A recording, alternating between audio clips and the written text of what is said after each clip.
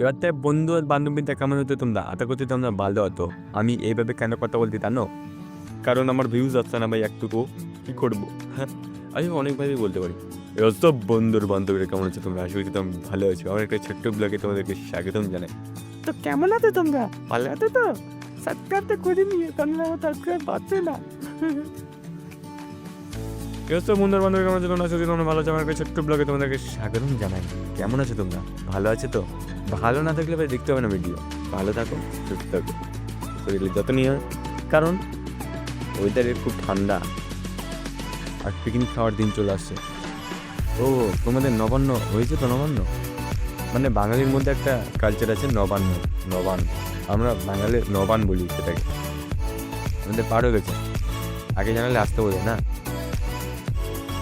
যে তোমাদের নবানটা কোন দিন সেটা কমেন্টে জানিয়ে যাও, আমি যাবো ভাই নিশ্চয়ই, যত দেরি হোক।